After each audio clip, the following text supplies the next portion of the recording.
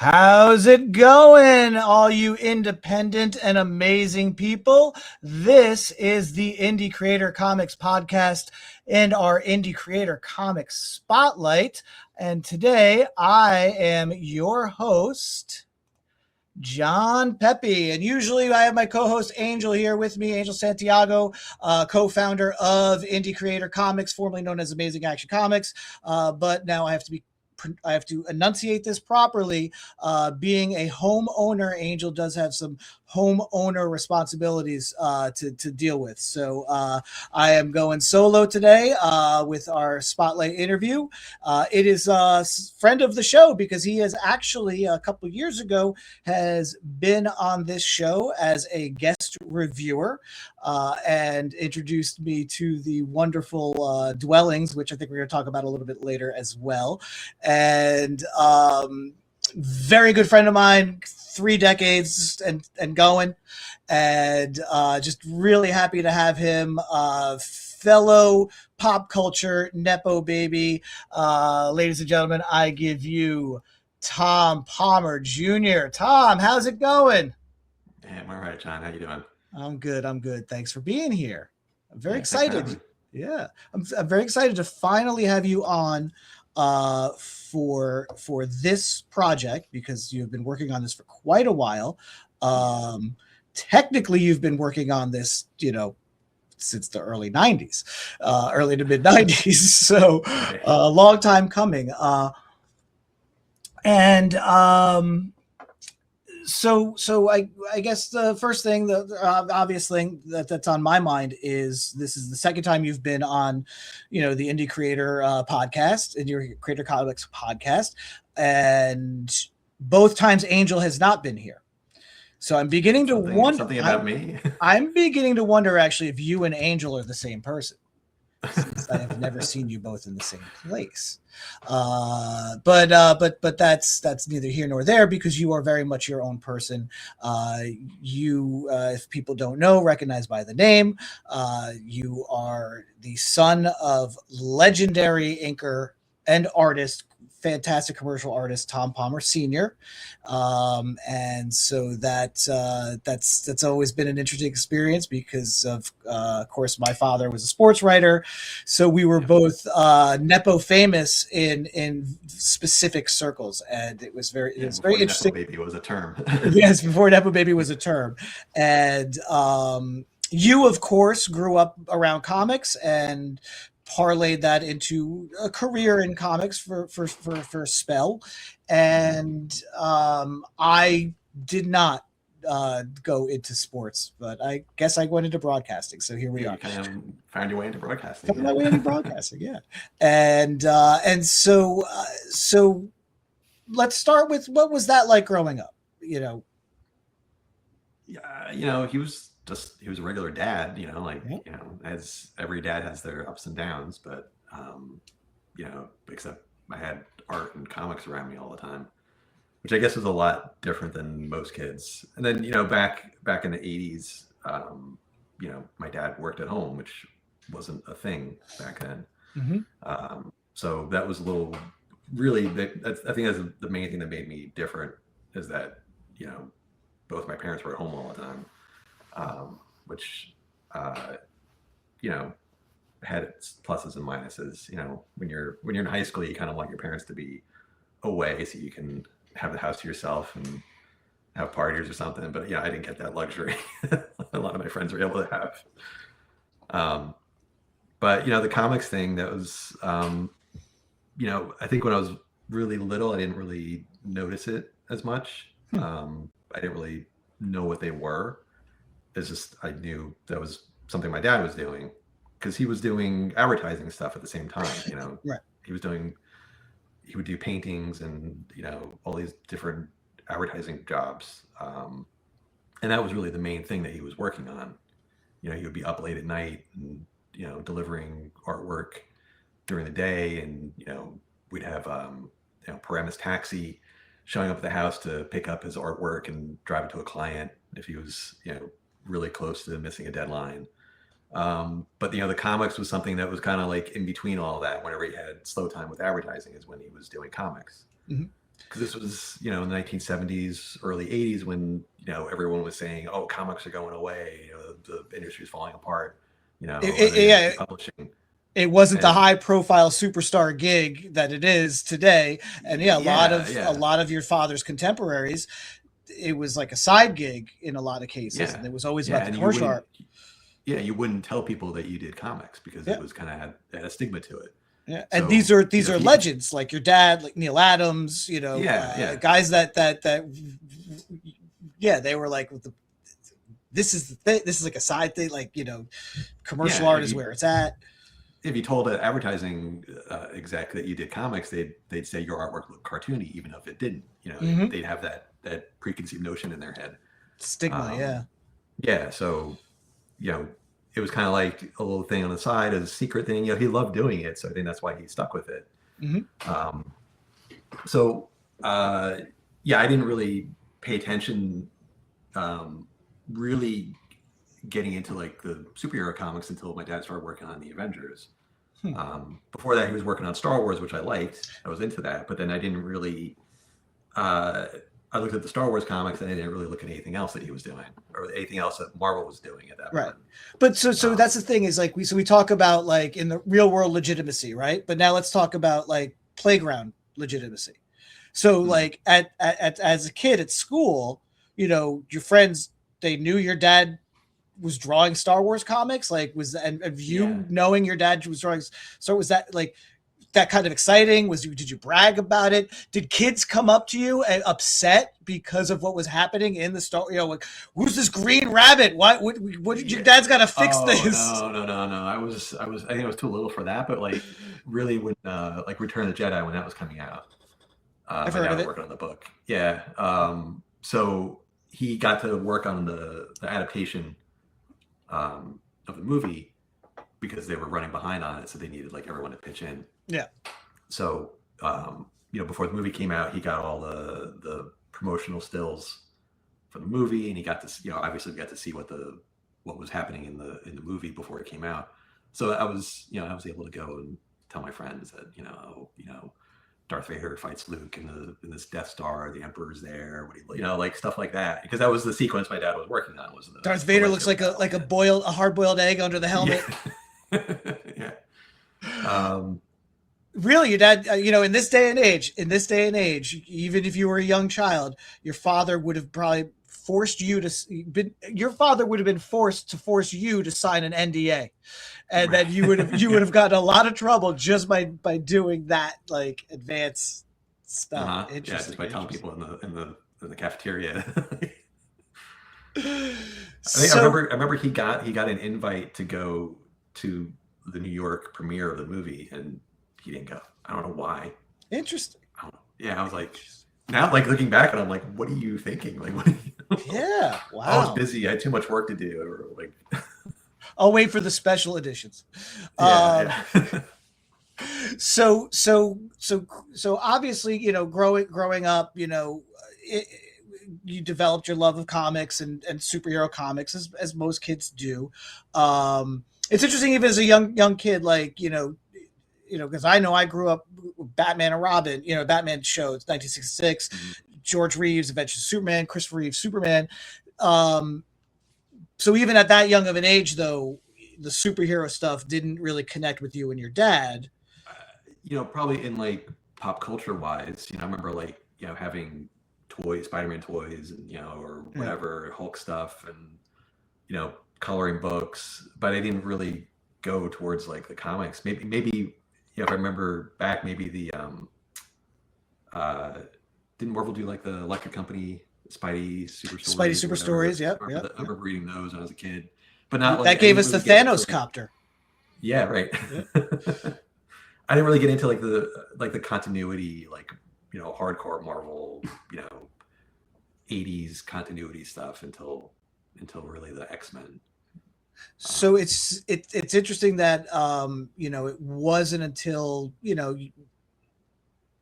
the 80s, when of course that was a time when if you were going to be into comics, the X-Men, Chris Claremont, John Byrne, Romita Jr. after that, the Dave Cockrum interim, and Paul Smith, and that era, and even what was going on in the Avengers in that era, all funneling into basically Secret Wars in 1984, which was hey, let's get every kid in America to at least pay attention to what we're doing, right? Because we have toys and this very accessible miniseries, maxi series, as it were, and the I think the first real instance or heavy use in Marvel, especially, of the illusion of change without any real lasting change. New costumes, new power. Thing is now on. Not with the Fantastic Four anymore, things like that. Right, and so he looks like mush now instead of rocks. And, now he's like spiky rocks instead of regular rocks. Yep. Thor's was turned to jelly, and has to, and then had to be unjellified. I always remember that while talking about that. Anyway, so when it's just very interesting because as a young kid, it almost telegraphs your future path, because yes, you had your spell as a fan of superhero comics, in those formative years, those teen years, but you quickly gravitated towards independent comics, off the grain, weird stuff. Even it's almost as if, like, as a kid, you were prepping yourself for that. Like, I like the Spider-Man Electric Company, Superman the movie, but boy, I really like what's going on in Gasoline Alley right now. Things like that. So your what was your formative indie comics experience? That's a really good question, John. Like you mentioned, like Gasoline Alley, but really like probably Bloom County. Yep. Comic strip that probably was the one that really grabbed my interest around that time period. I was still a superhero reader. And really it was going from like that stuff to Dark Knight and Watchmen. And then I remember like reading articles about those comics, and then people in those articles, I think there was like a Rolling Stone thing around the time Dark Knight came out, where they just were talking about other hot comics, other like different comics that were adult or like, not meant for kids. And if you just paid attention to that stuff, you could start looking for stuff like Mouse or, a lot of the stuff that Fantagraphics was putting out in the early 80s, mid 80s, late 80s. So it really was just like a progression of like going from what the Marvel and DC were doing to try and branch out and kind of go for an adult audience, and then finding stuff that really kind of was for an adult audience. It wasn't just like, a superhero book that had some cursing in it and cost more money. Not that, just to boil those two books down into something, but like, they were obviously more than that, but really that's what they were marketing them as. Like, but the one carryover to a lot of the indie comics that around that was the too much cursing. That was consistent. Yeah. But they weren't in color, so that was. So right, four color is different, or four letter words are different in black and white than they are in four color, right? Yeah, right. So where what was your outlet to get these indie comics? And I feel I might know the answer because it might have been similar for me, being in our same geographical region. But like, what shop had had these books on the racks, these Fantagraphic books, and First Comics? We used to go to like Schiller's. That's it. Yeah. What's now the Garden State Mall. I think it was probably the Garden State. I don't know if they call it Garden State Mall. It was always the Garden State Plaza, as far as I remember. Yeah. But Schiller's was great. It was this bookstore that also carried not only all the superhero comics, but almost all, at least at that time, probably all of the indie comics. And Oh yeah, yeah. for me, like my gateway was sort of, I liked parody comics. So if there was a black and white indie comic parodying the X-Men, I was going to get, I'm picking that up right in the 80s. Yeah. I remember in 84, magazine had a whole history of Batman up to that point, and then there was an article in that magazine about Teenage Mutant Ninja Turtles, and I was like, holy cow, this is like a parody comic, but it looks serious. It took me like 2 years to finally get like a 5th printing of that, to finally digest that one. And then of course, we had the Sable TV show in '88, I think, and that opened my world up to Mike Grell and John Sable freelance, and so things like that. But I know that in my experience, I kind of fell off of those a little bit because I was no longer going to Schiller's. Really, just kept the diet to guys in tights beating the crap out of each other.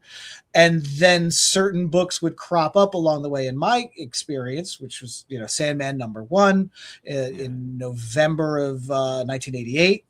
And so that was something that I was that I was like, okay, this is really neat. This is different. I like this, but still didn't quite have that outlet until you and I met in the early '90s. And I remember you gave me a whole stack of just Hate and 8-Ball and Cheeseheads and Tykes and Yikes and the Dan Weiserman stuff, and so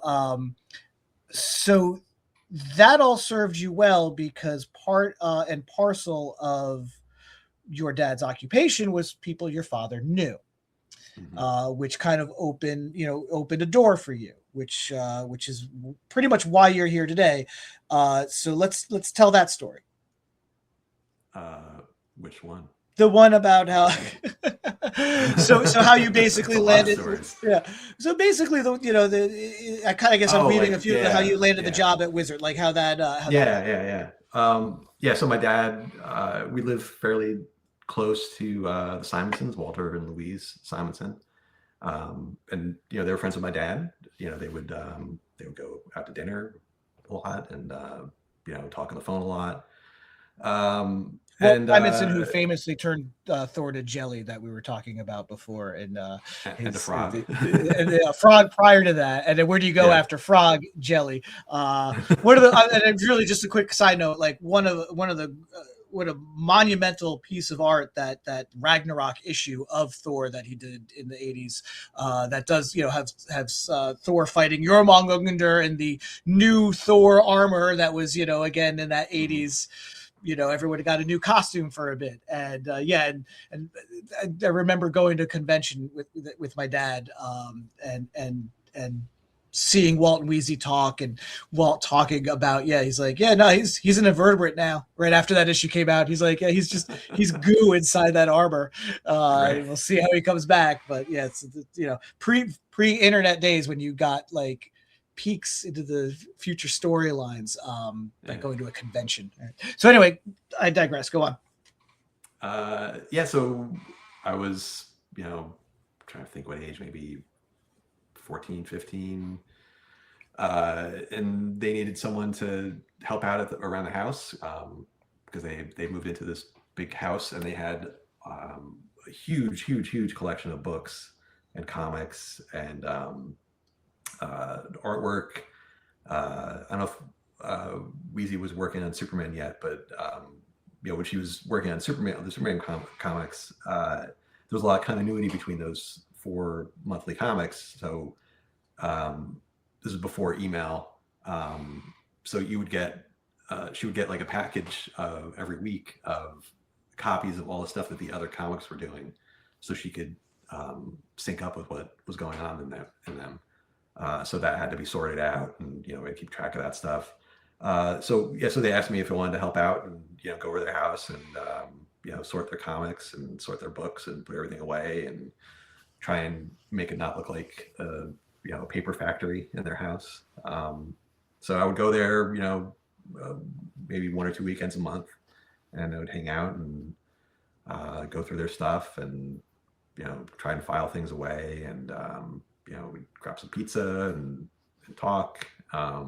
and it was a neat opportunity just to kind of see another artist, how he worked. And he had a huge collection of books, all different artists, a lot of different stuff from like all over the world. I mean, that's the first place I saw the black and white Akira books. Like, I think Epic had just started doing their color versions, and just to see like the originals was like eye opening, just to see that stuff. Like I was like, oh, this is amazing. Like, you could kind of flip ahead and not understand what and the words, but you could flip ahead and see what happened later in the comic. That was kind of neat. But anyway, so one weekend I was over there, both of them were going to be photographed for an issue of Wizard. The magazine had just started coming out, and I think they interviewed Walt and Wheezy for an issue, and they wanted to take some pictures to go along with it. So Gareb Shamus, the publisher, was there with his dad, and they were talking to Walt and Wheezy, and someone, I think probably Wheezy, mentioned, oh, if you guys are looking for a writer, we have someone here in the house who might want to do something. So I talked to Gareb, and he threw out an offer, and I went for it. That's really where it started. Wizard wasn't a thing. It was kind of like just starting out. I think maybe the second issue was out by that point, or the third issue. So it was really early in the game, and they were kind of hanging on just by a thread at that point. They didn't really hit it big until maybe a year into the magazine. So it wasn't. I think they probably had low standards, so they were willing to accept some high school kid writing for them, instead of asking like, oh, have you written for someone else before, or have you been published in other magazines? It's more just like, oh, hey, you can comics, and you know how to form a complete sentence. So what do you want to write about? Mm-hmm. So when they gave you that option and you said, I want to write about indie comics, or at least for that, because your first published article was about Sandman. Right. So obviously that is published by DC, but that is their mature readers suggestion for mature readers line, which evolved into Vertigo. So was that your first pitch? Was like, I want to write about this book called Sandman? Yeah, well, I was kind of snotty and a little, had my nose up in the air a little as bit. As a teenager? So really? So I think like I was looking at Wizard and going like, this isn't a magazine for me. Okay. I'm not into these comics anymore. Like this isn't the stuff that I'm reading. What am I going to write about? I don't know if I expressed that to Gareb or anyone. Maybe just as like a thought process in my head. That's what I was wondering, was like, were they like, yeah, we want to do, maybe you can write something about, Youngblood, like, was that something brought to you, or? Yeah, it was more just like, what do you just write something and, we'll check it out. And, so no guidelines on their part. No, they're very, very, very loose. Cool. They kind of left me alone for most of the years I was writing for them. But yeah, so initially it was more just me thinking, this isn't the magazine for me. I don't have anything in common with what I would think would be the typical Wizard reader. They kind of, I think early on in the game, they were trying to be like, trying to cover all different aspects of comics. Mm-hmm. So you had the price guide in the back, you had some articles, you had a couple of interviews, you had, market reports. So I don't know if the intention was like, oh, we need to cover comics that no one's reading, but I think my initial idea was that, or my thinking was that, most people who are reading comics aren't really reading them. They're just looking at the artwork, or they're just bagging and boarding them and putting them away, and that's why, someone might be gravitated to a Todd McFarlane or a Rob Liefeld is because they like the art. They don't really like the story. They're not paying attention to the story. They just like the fact that, oh, look how cool Wolverine looks with his claws out, and on a double page spread. It doesn't matter what he's doing or what the story is. Right or wrong if that, for me to have that thought, but that's what my thinking was back when I was in high school. Sure, of course. And I wasn't reading those comics for myself. I was like, who's actually reading this? They're just looking at it because of, the artwork looks cool. You know, it's like, oh, you're buying Playboy for the art, for the interviews, for the articles, right? It's like, no, you're buying it for other reasons. You're buying a Todd McFarlane comic because it looks cool, not because of the writing in it. So my thought was, oh, why don't I find a comic out there that's writer focused? And Sandman was the thing that jumped out to me because it was in color. It was a color comic. It was published by DC. It had a little bit of superhero crossover stuff with it because they had some aspect of DC characters. The first year was heavily steeped in DC history until it separated from that. So that's the thing, because I feel like that was your first pitch, right? That was the first article you wrote on Spec, and that was the one that got published first. Because then your second article was it Dave Sim? So I think again, 15, 16 years old at the time, right? Or whatever. You might not have been thinking of this way, but it is a genius first move, because you're writing about a book that is a writer-focused book, a reader-focused book, right? Because if you were reading Sandman, you knew who people who were reading Sandman were versus people who were bagging and boarding Sandman, right? Yeah. And I don't think too many people were bagging and boarding Sandman at the time. Right. And yet it was a book that showcased artists, even at that time when you were writing about it, because each story arc began to have different artists after Sad Keith and then Dringenberg and so on. And it has the superhero connection at the time you were writing about it. And again, like I said, published by DC. And so I think that's a great first step. And then it's well received. And then you're like, all right, Dave Sim, Cerebus, let's go. Here we go. This is what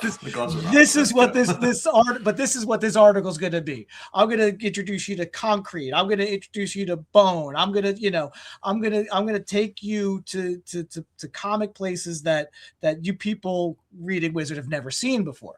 And again, teenage hubris and arrogance, but it really, that first article choice, that's really a business move.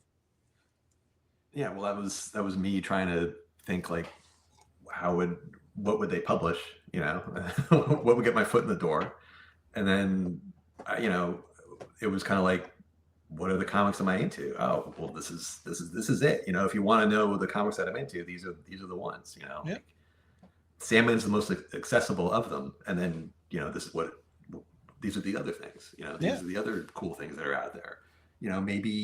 Maybe you should give them a try. That I think that was the way I was writing it in my, I was a high school kid writing, but the focus was, here's what this comic is, and maybe you should just try it. Maybe you should just, open it up and look at it, and don't be afraid of these comics on the stands that you don't know what they are. They're not published by someone that open up the cover, look at the art. It's amazing art inside. And maybe the story might grab you. This is stuff that looks different, but sometimes different is good. And if you think about it, Todd McFarlane and Liefeld and Jim Lee, they were different. They stood out because they were different. They weren't the house style. And these comics from other publishers didn't have a house style. They weren't something that looked like everything else out there. And I think, especially at that time period, going to the early 90s, stuff that was different was the stuff that people were gravitating to. So that's my pitch. Well, and that's the other thing you kind of mentioned there too, is the tone of the articles you were writing. It was in a magazine that, at that time was starting to grow its identity. And its identity for quite a while was snarky, humor, we're going to poke fun at the thing that we all love in a loving way, until of course the magazine just snarked itself out of self-hated itself out of existence with that tone. But your article was more conversational, and you would think that if any article was going to be steeped in snark and sarcasm and, well, you should, poo-pooing superheroes, and you should be, it would be the Indie Comics article. But instead your approach was an invitational approach.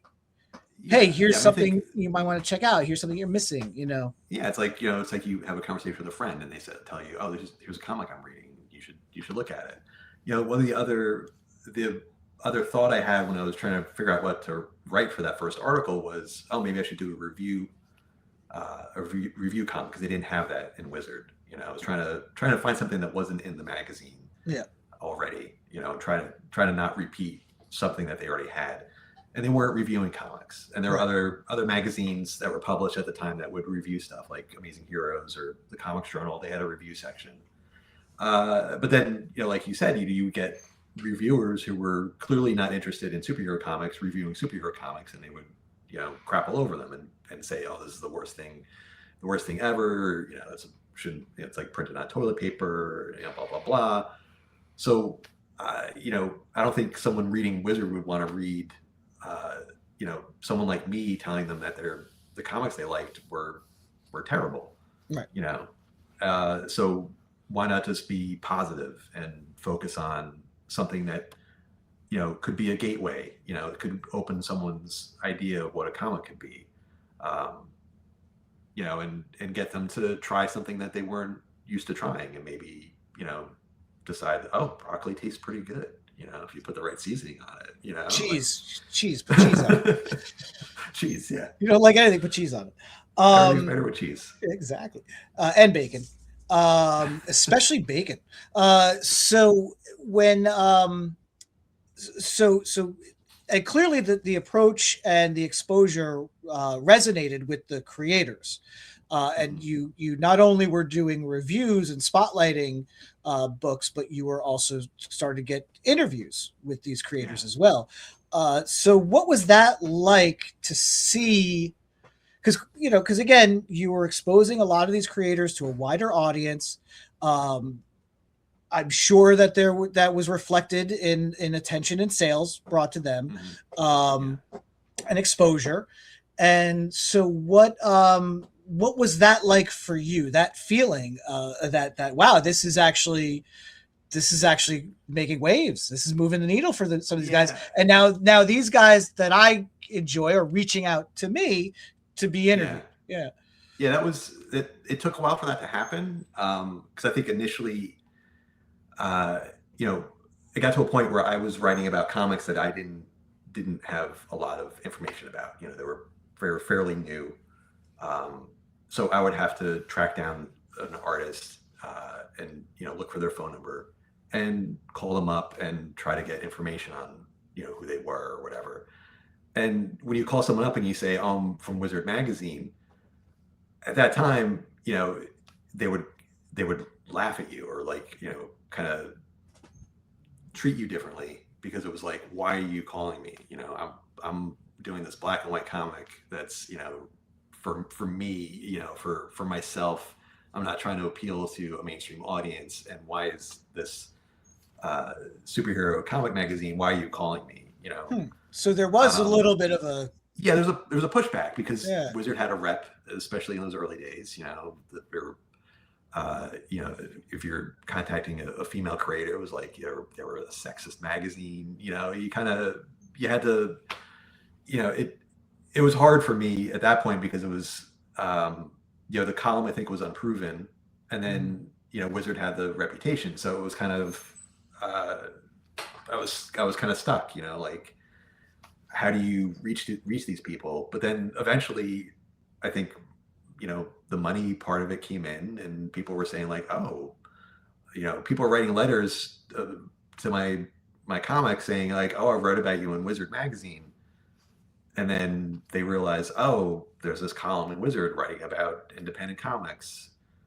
maybe I should pay attention to this. And then, publishers would start sending comics in like, oh, this might be something you might be interested in.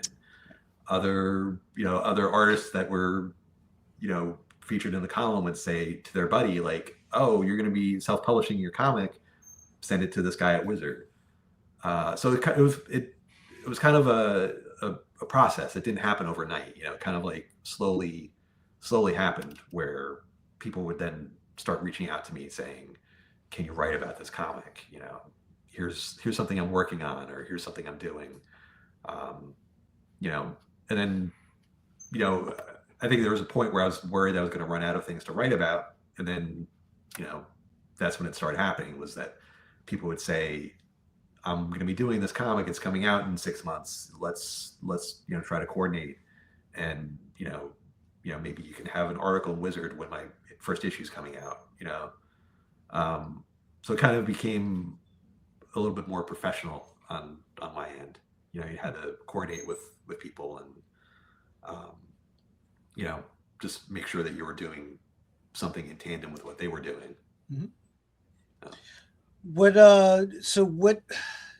So which article do you think is when that sort of turned the corner, when that push through, that you feel, which do you feel that it was like one specific article or a period, like a year in? Yeah, probably like around when Paul Pope was publishing, and I think maybe like Steve Bissette with Tyrant. Okay. Around that point, that's when like starting to really coordinate when books were starting to come out, or having a buzz going before something came out. Because before that, it was when I wrote about Bone, they were he was around for like a year and a half already. Right. By the time I was able to do a full interview with him, and I think for the first issue of Bone probably came out when very early on when I was writing for Wizard, and it wasn't a thing yet for people to say, let me send this to some guy at Wizard to try and get promotion for it. So really, it was probably a couple years into the column before that really happened. And then that's when my writing changed too, is when I actually started interviewing people and having quotes from them, instead of just being me writing, like you were saying before, like you have a conversation with someone and you're telling them about a comic, then the column turned into an actual interview with a creator, where you would talk about the comic or you talk about something else. So it was a different focus for what I was doing. Right on. And so that article lasted for, was it 70 till issue 75 of Wizard, or 74? 74. Yeah, so 68 total columns. All right. That I wrote. So how many years of your life was that? That was it was the 12 first columns one. a year. I was just proofreading something today. So it was, the first one came out in December 91, and the last one came out in 97, summer 97. Wow. So wow. 5.5, 6 years roughly. Yeah.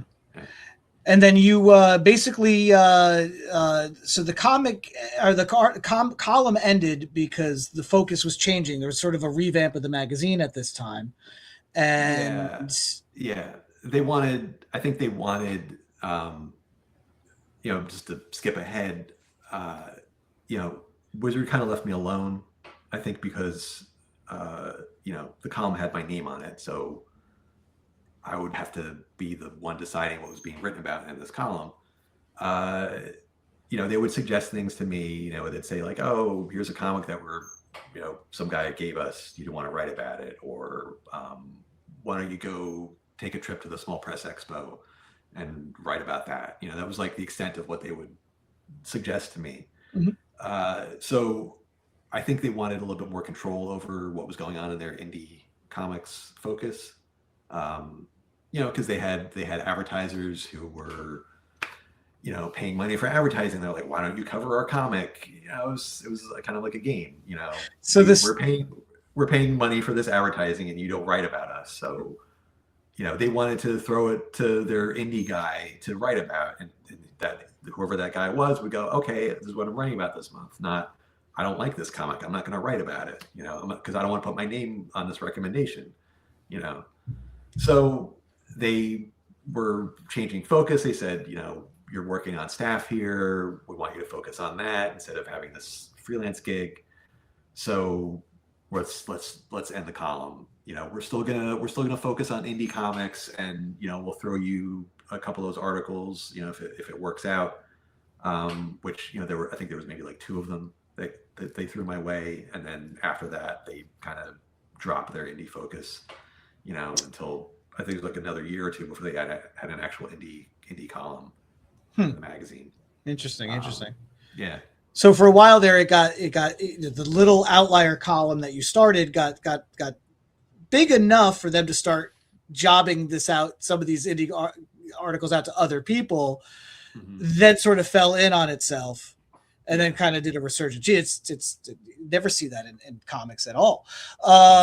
So you moved within the company. You actually went to Toy Fair magazine, and then from there, you were the associate editor on the Superman line in the early 2000s, which again, you know, the work you did for Wheezy, you know, back keeping her in touch with continuity.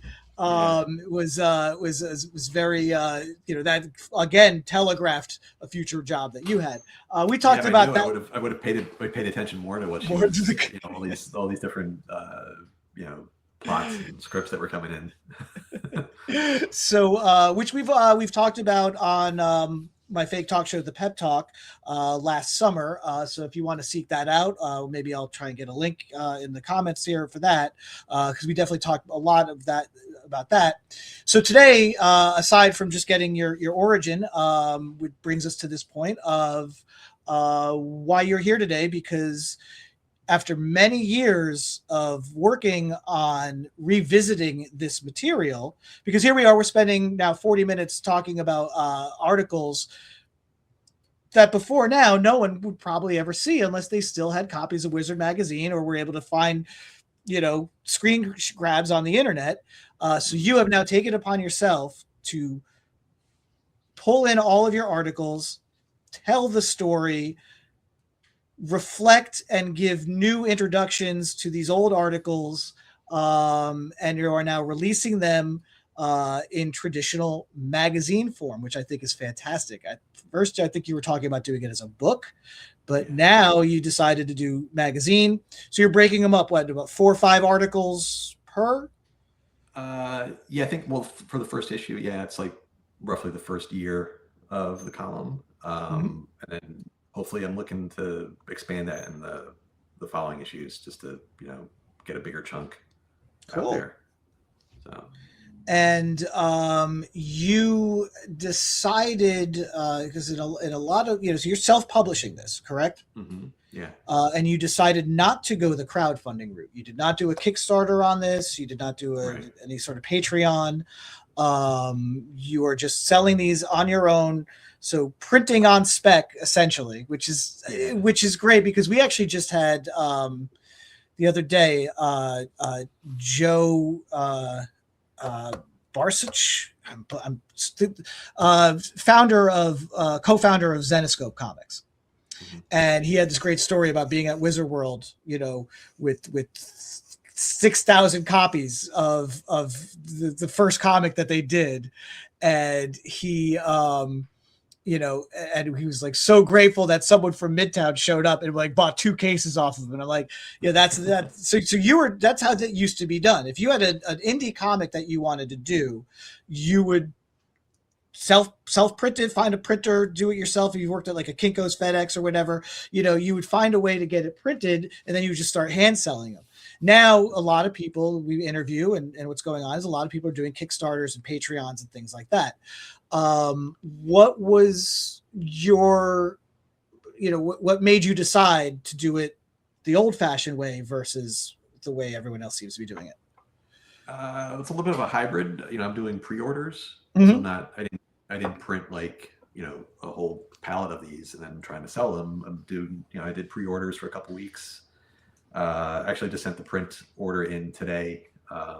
So we should actually have physical copies in a couple weeks. But just I didn't know what the response would be. I didn't know what the audience would be, so I kind of wanted to go this route just to get just to get a baseline of how many people out there would be into this, and then kind of go from there. I think the crowdfunding. I think my fear was, what if you put this out there and you don't get your goal? You don't hit that goal, even if you have a modest goal that you're trying to hit. What if you don't get there? What if? So this kind of seemed like the risk-free version of doing that. Like you can, hopefully get enough people to, make a print run worthwhile. And if you price it correctly, you won't lose your shirt on getting them printed, and then hopefully have a little bit left over to print some extras so you can continue to sell until you get your next issue out. Just because probably a good way to grow everything, and that's the way in the 90s. I think that's the way a lot of guys would do things, is that you would get your orders in from your distributor, set your print run, print extra, and then hopefully you have enough for reorders until the next one comes out, so you can keep a supply out there. Right. So, because a lot of the way these creators are doing is now is it's like you put your first issue out, and that's going to fund your second issue, lather, rinse, repeat. And that's sort of still, even with the Kickstarter, the crowdfunding model, still the same aesthetics as what you're doing here. So so part of this is that there's no guarantee that all of the articles are going to be published if the momentum dies down on this. That is the fear. Yeah. Or are you just, you're like, fuck it, I'm gonna get them all out? Yeah, I have a goal in mind. Good. I have goals. And hopefully, after this, I can, continue and do something else after this. Now, so looking forward to not, just to get this project done, but then what comes after that too. Right. So now, what? So when you say project, you're talking about each subsequent issue of this, or is there plans? I think the whole thing together. Doing the complete Palmer's picks. So are there plans? That would be like 6 or 7 issues of the series. Well done. Yeah, you got finger. My kids would pulse. We roll on their eyes right now. So now the so after this is completed, are there other projects, new things that you want to do published now that you're putting your toe in the self-publishing game?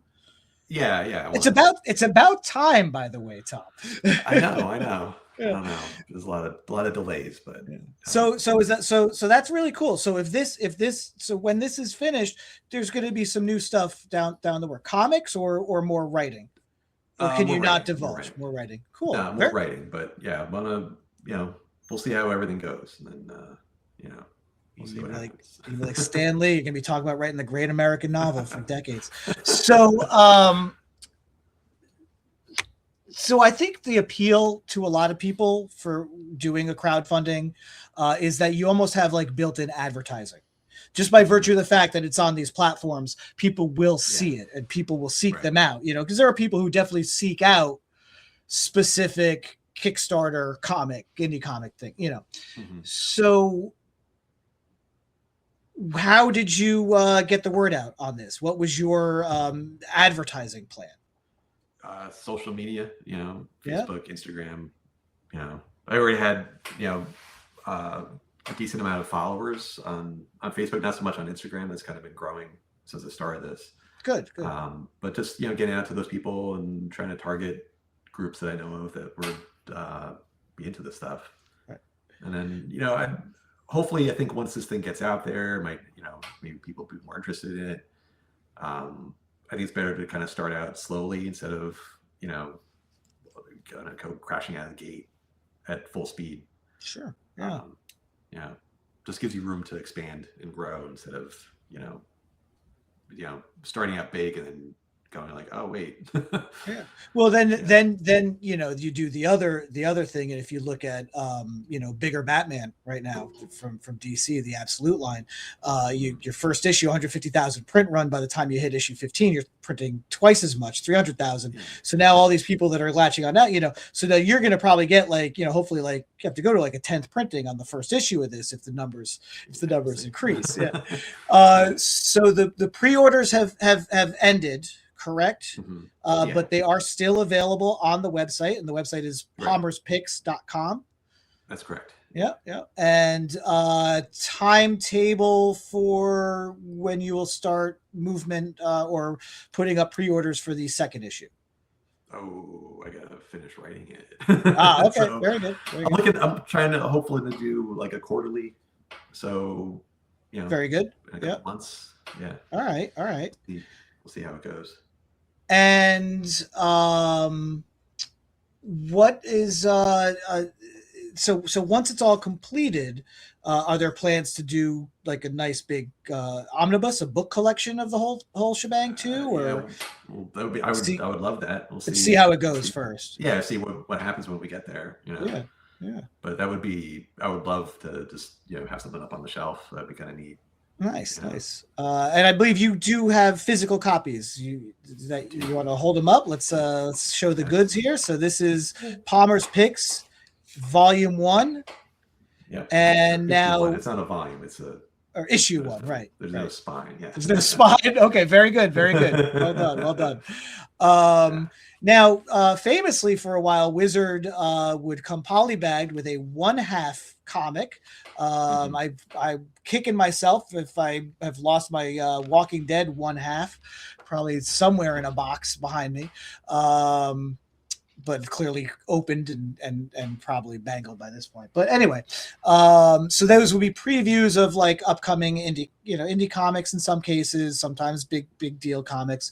But you decided to do a bonus launch, a bonus issue with this, and you decided to forego the 1/2 and went for the classic comic zero issue. So now, what is the 0 issue? What is inside that? It's like little odds and ends and stuff from the history of Palmer's Picks. There's an article I wrote for Wizard. They're doing this Toys R Us special that they didn't tell me was a Toys R Us special. They said we're doing like a book about collecting comics. We want you to write something about indie comics. That's all they told me. So I wrote this thing that talked about Robert Crumb and underground comics, and going from that stage all through the history of like the independent comics in the 70s and 80s, and then the people that were like the stars of the scene in the 90s. So like Crumb and Peter Bagg and a lot of adult oriented stuff. And then I turned my article in, didn't hear back from them. And then a couple months later, I was in Toys R Us and I saw this thing on the stands. I was like, oh, that's crazy. And I bought a copy, opened it up, and I didn't see the thing that I wrote in there. So I was like, oh, probably because, this is being written for a general audience and they don't want to talk about, Mr. Natural and, underground comics and, all this other stuff. Wasn't the right audience, but they didn't give me a chance to rewrite what I wrote. They just said nope and didn't tell me about it. So that's in this 0 issue. And there's a couple of things that I've written in the last couple of years for this. There's a zine that came out called Wizard with the backwards E. Was that a schwa? What is that? It was a zine devoted to the Cartoonist Kayfabe YouTube channel. So it was like a tribute to them.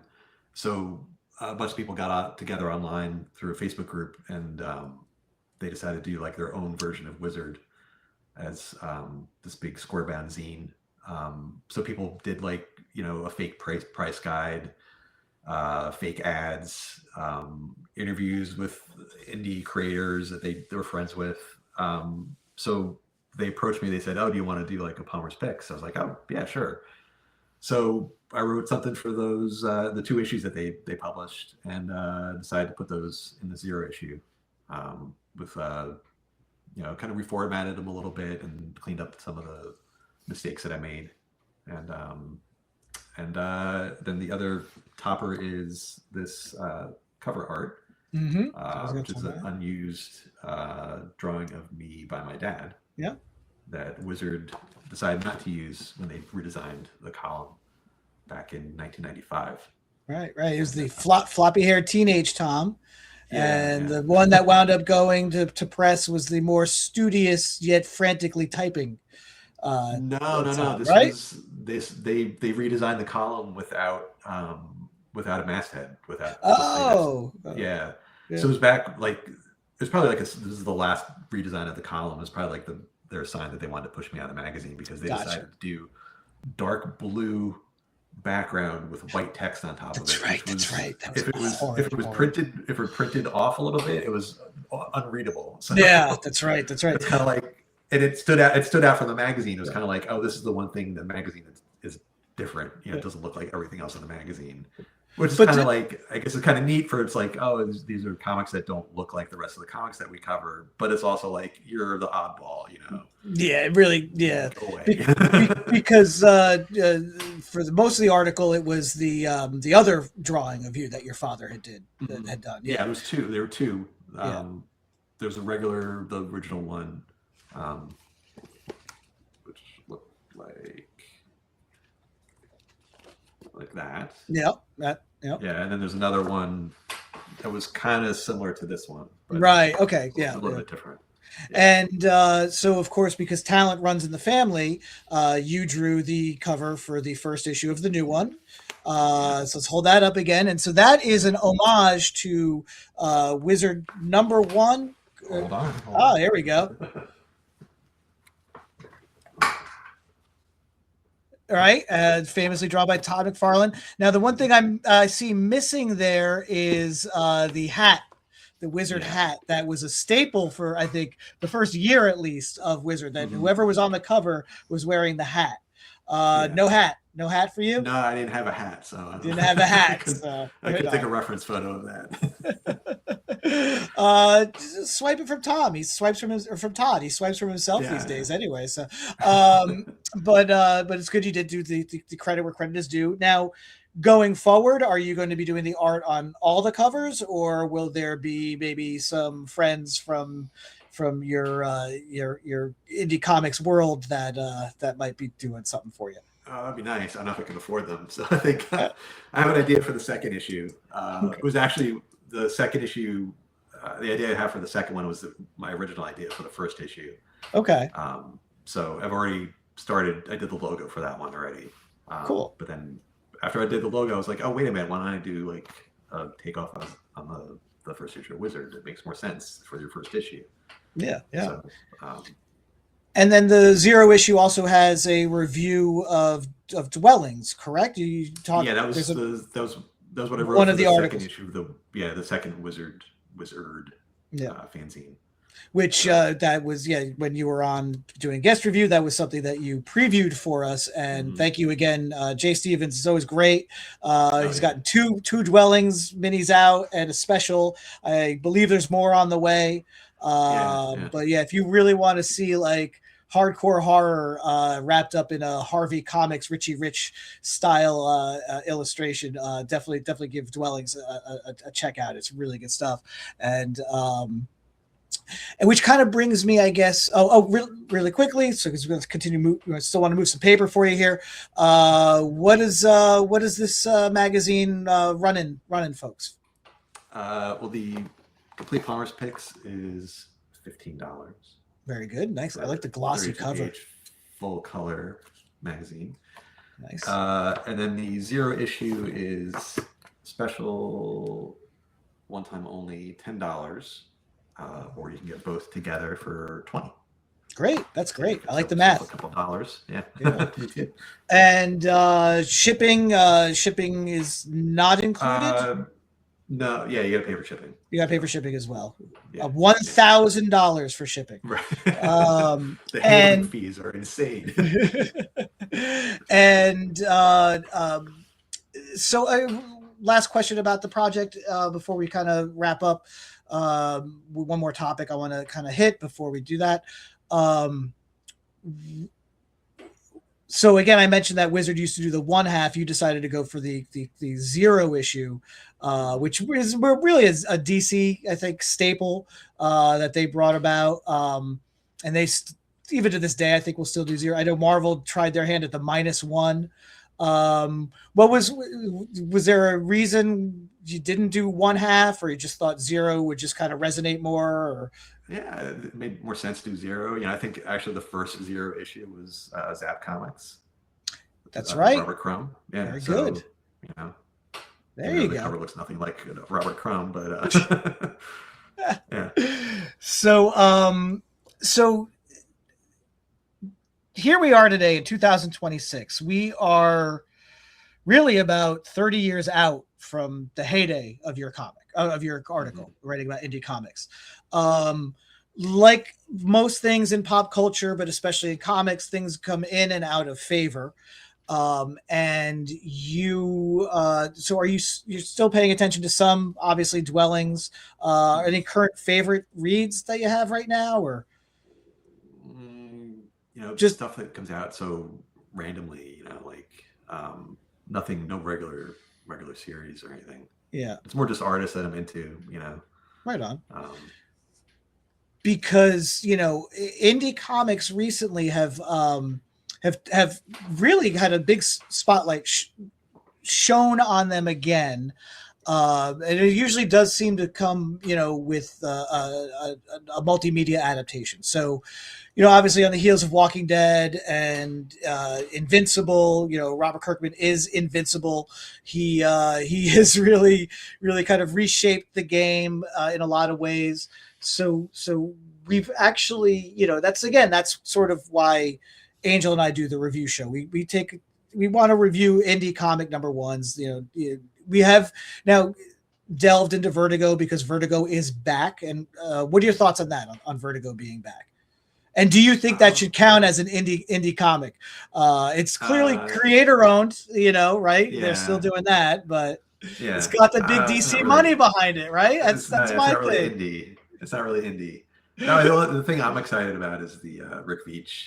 I don't know if it's technically Vertigo, but so that's Black Label. Conclusion. Yeah. So Vertigo is back. I know that was I think that was announced at the same time as Vertigo. It was announced at the same time because they wanted to basically say there's now a distinction, because Vertigo went away and was replaced by Black Label. Black Label, though, aesthetically wasn't Vertigo in the fact that it just did darker non-continuity takes on existing DC characters, whereas Vertigo was that mix. It took DC characters, made them Vertigo, and then was really a haven for creator-owned right. So now they're stories. Separating the two. So now Vertigo's going to be the creator-owned, and Black Label is their whatever's dealing with, and again, that brings Swamp Thing and Hellblazer back, keeps them in the DC milieu, whereas Vertigo gets to be all new stuff, except for some returning favorites like 100 Bullets, which again, I guess they found more bullets because there was kind of built into the original series. But anyway,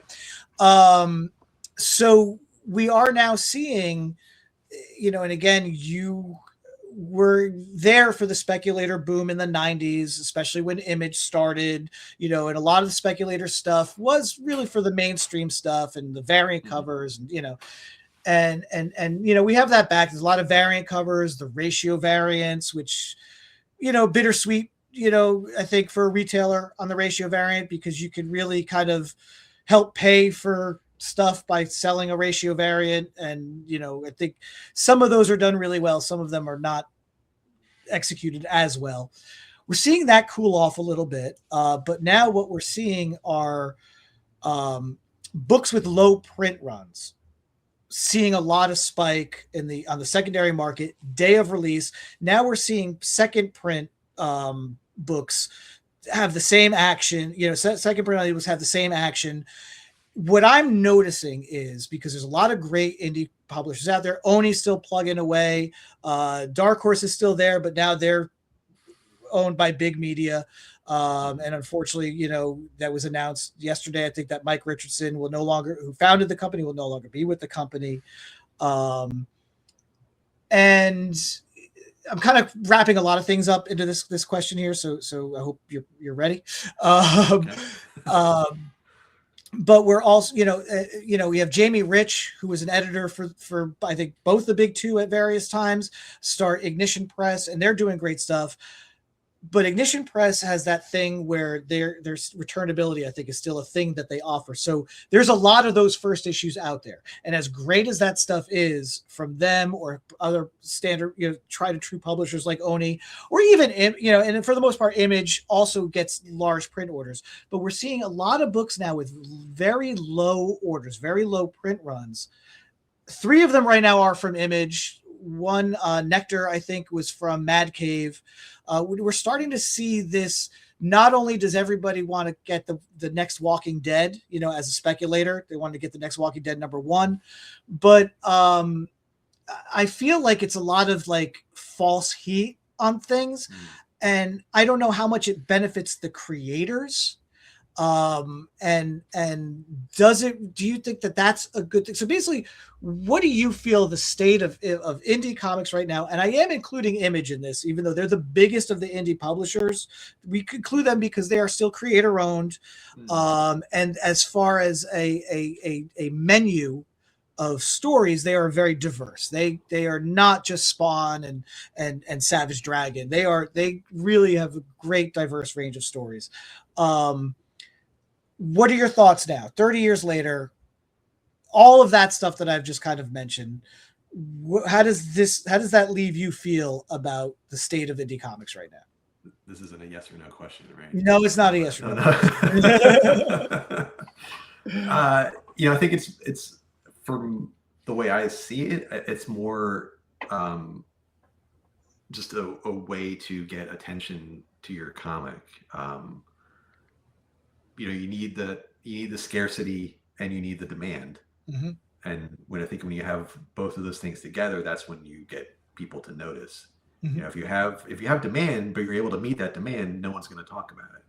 Right? No, they're just going to be like, oh, it's a good comic and it's there. But if it's like, oh, this is a good comic and you can't get it, especially in this day and age when everything is available to you, every movie and TV show, if you want to stream it, you can stream it, right? And what do people pay attention to? Like they're clamoring like, oh, we can't get Dogma, Kevin Smith's Dogma. You can't see it anymore because of the Weinsteins, right?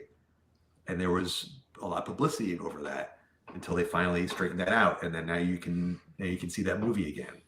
It's the same idea. Like if you want this comic, you can't get it. And that's going to make people want it more. And it's, it could be all publicity. It could be organic. But that's the way you're going to get attention to your comic. Bone was the same way. Bone was, where do I get this comic back in the 90s? How can I get this? And then, there were multiple printings, but then people wanted the first printing. Same with the Ninja Turtles. They kept going back to press, but then eventually the collectors were like, oh, well, I want a first printing. So you're going to pay out the nose for a first printing. You just talked about Dwellings. That was the same thing. When Oni picked that book up, it did okay, but then, they didn't print enough. They couldn't meet the demand. So they had to go back to press. It's really just, it could be manufactured or it could not be, but it's just a way to get people to talk about what you're doing, But they're not going to talk if there's nothing to talk about. Well, that's the thing. And so my fear is that some of this isn't going to, have that effect on the book. So case in point, like, Walking Dead, low print run on that first issue. Nobody knew what to expect. The book was good and the book sustained for a very long time and created a franchise. Right. And my fear is that, so one of the books, case in point, has a log line of Walking Dead meets Last of Us. Instead of zombies, it's ghosts. Okay. And so it's like, you're trying to like hit almost creating a title just to kind of, or your log line, your solicitation, to get that speculator itching. Because you brought up before, your article came about at a time when people really weren't really reading the comics. They were getting them for the art, or they were bagging and boarding them, hoping that the Superman would put their kid through college, right? Yeah. So we're already seeing some of the heat curtail on these almost flash in the pan day of release sellouts, but it's still maintaining. And my fear is that people aren't reading this stuff. As good as Dork was, right? Dork #1 was a really fun book. As great as the book from this week that came out, Narco, from those maniacs that do plastic and plush and vinyl, and those guys are scary, but they do great comics about really wild concepts. My fear is that even if this stuff is good, it's not getting the attention it deserves for people who want to read and enjoy good stories. It's getting the attention for people who want to just flip something to make a buck. And that's, that as a reader, that worries me. Yeah. But I think you need those people though to pay the bills, right? You need the speculators to buy your comic, even if they're not reading it. Unfortunately, you need the sales, right? And you're not going to poll every person that buys your comic and ask them, are you reading this thing? Yeah, that's true. That's true. Yeah. It is, I guess it's a necessary evil. I always look to what Bad Idea did in their early days. They would have, incentives and reasons for people to get in the store on a Wednesday to get the books before they're gone. They advised retailers not to mark it up, before 30 days. Like I thought, then they're cut off. You wouldn't be able to sell their comics anymore, right? I think that was right? I think it's a great idea. I think that because again, it drove people into the store at opening on Wednesdays. And it created a scarcity too, because you couldn't get this everywhere. You had to go physically in person, and if you didn't play by the rules, they would come and burn your comics or whatever they were going to do. And the product was good. They had good talent. They had good stories. And now their business model has changed a bit. Now they're definitely going the multimedia route. Rich Kolstad, who wrote the John Wick movies, teamed with Robert Venditti to do a hard sci-fi book called Planet Death. And then they conceived this concept called Ordained, where Venditti's writing the comic, Kolstad's writing the screenplay. Before first issue came out, they announced that there was options for 3 studios with Colin Farrell attached. First issue came out. It's great. And then the second issue was supposed to come out. They released a second print of issue 1. Then the third issue was supposed to come out. They released a third print of issue 1. So now they're delaying this because of the heat. And again, it's a 3-issue miniseries, on like almost newsprint, like nice feel to it. And it's like, it's about it's like John Wick with priest vows and a collar, with a little Unforgiven mixed in, but good concept. So that, because that's the other thing that's going on too now, is that you have people who are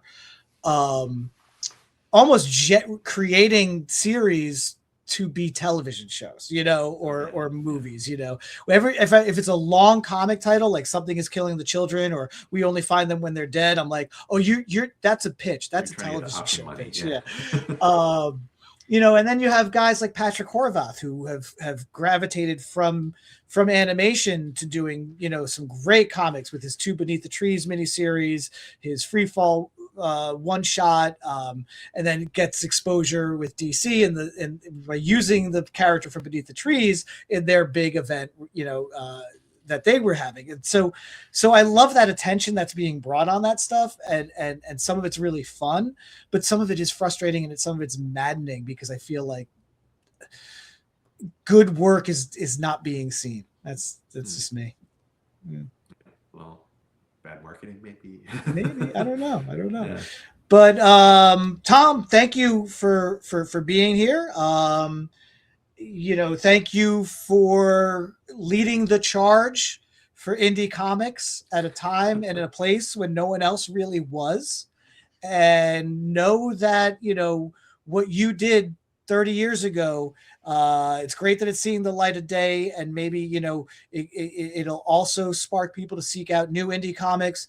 But yes, what you did back then, you introduced a lot of people to a lot of great stories and a lot of great talent. Um, you know, Pat yourself on the back, but don't hurt yourself while doing it. But you definitely did a great thing for comics, not just the indie comic side of it, but I think comics in general.